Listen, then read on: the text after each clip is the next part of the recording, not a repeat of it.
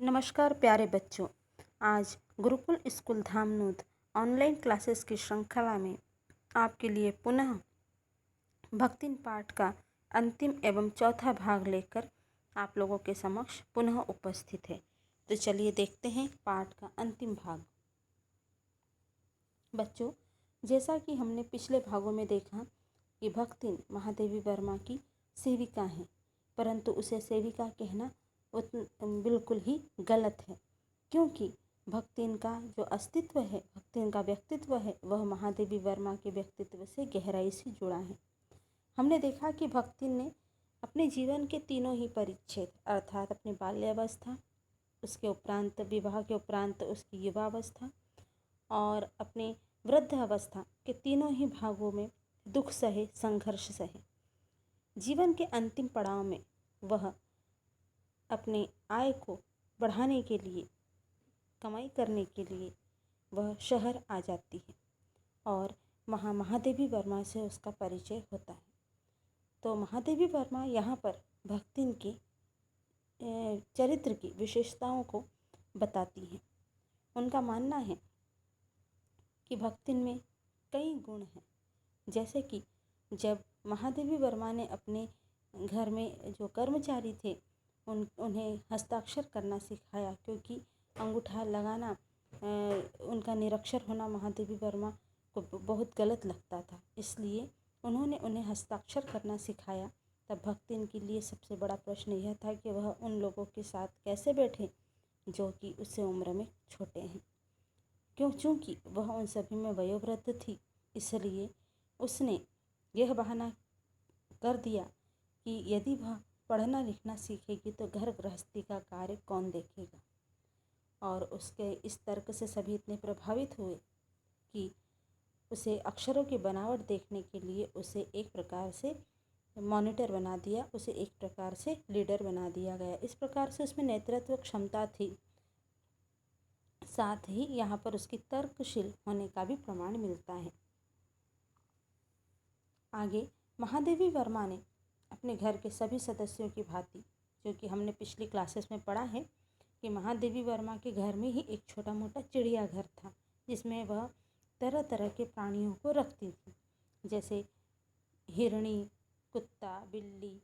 तो यहाँ पर महादेवी वर्मा जी बताती हैं कि घर के सभी सदस्य, चिड़ियाघर के सभी सदस्य जब वे लेखन कार्य करती थी तो शांतिपूर्ण वातावरण में सो जाते थे, बैठ जाते थे। लेकिन महादेवी वर्मा का भक्तिन थोड़ी देर भी साथ नहीं छोड़ती थी। वह रात की शांति में भी उन्हें अकेला नहीं छोड़ती थी।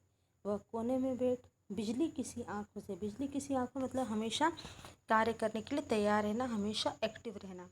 तो बिजली की आँखों से वह जागती रहती थी और लेखिका को जब भी किसी वस्तु की आवश्यकता पड़ती तो वह उन्हें तुरंत ला कर देती। जैसे यदि लेखिका पुस्तकों की रेक को देखती तो वह तुरंत पुस्तक का रंग पूछती थी, क्योंकि वह पढ़ी लिखी नहीं थी, इसलिए पुस्तक का रंग पूछती थी।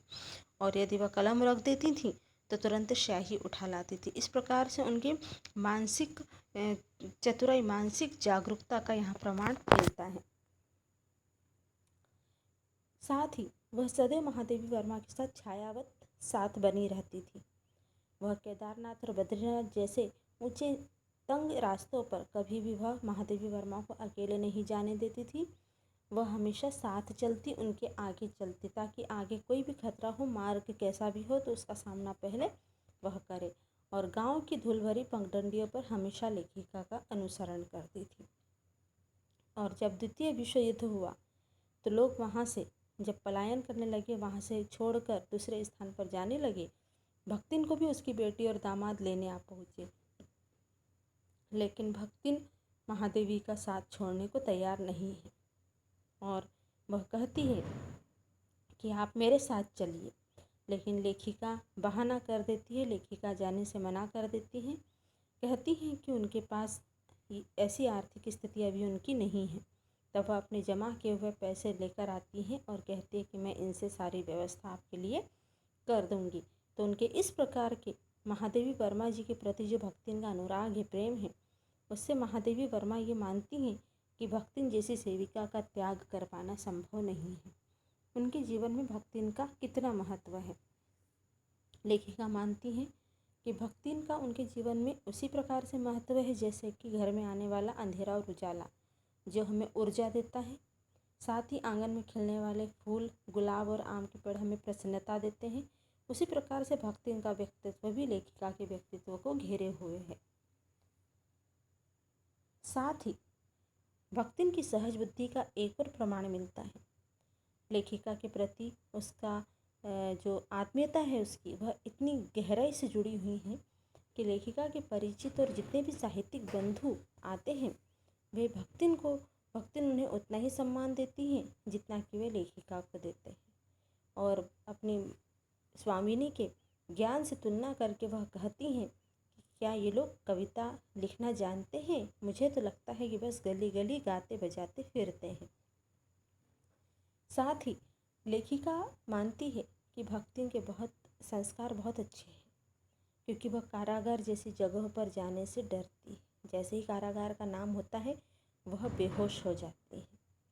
साथ ही लेखिका यह का मानना है कि मेरे प्रति जो प्रेम है उसका उसे लोग जान चुके हैं। वह इतनी प्रसिद्ध हो चुकी है कि लोग उसे इस बात से डराते हैं कि कारागार में जब महादेवी जी चली जाएंगी यदि तो तुम क्या करोगी। इसी बात से उसे डराया जाता है। और लेखिका भी यह मानती है कि शायद वह डरती इसलिए नहीं है क्योंकि कारागार एक ऐसी जगह है जहाँ पर कि स्वतंत्रता छीन ली जाती है, बल्कि उसके डर का यह कारण है कि वहाँ पर वह महादेवी वर्मा जी के साथ नहीं जा सकेगी। तो उसका मानना है कि यह उसके साथ गलत हुआ। लेखिका के प्रति जो भक्तिन का प्रेम है उसे देखकर लेखिका यह विचार करती है कि जब लेखिका को वह पल भर भी छोड़ना नहीं चाहती, लेकिन जब जीवन का अंतिम ऐसा बुलावा आएगा जिसमें न तो किसी के साथ कोई जा सकता है न कोई तैयारी की जा सकती, अर्थात मृत्यु का समय जब आएगा तब भक्तिन क्या करेगी और भक्तिन के बिना वह भी क्या करेंगी। अर्थात दोनों ही एक दूसरे के बिना अपूर्ण है, दोनों एक दूसरे के जीवन में गहराई से जुड़ी हुई हैं।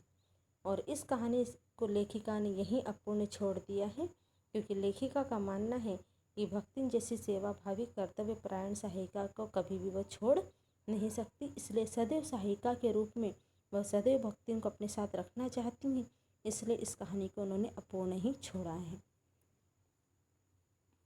तो बच्चों, हमने इस पाठ के 4 भाग पढ़े। उम्मीद है आप लोगों ने इसे समझा होगा। आप पाठ्यपुस्तक की सहायता से इसका वाचन जरूर करें और इसमें आए नवीन शब्दों से परिचित हों।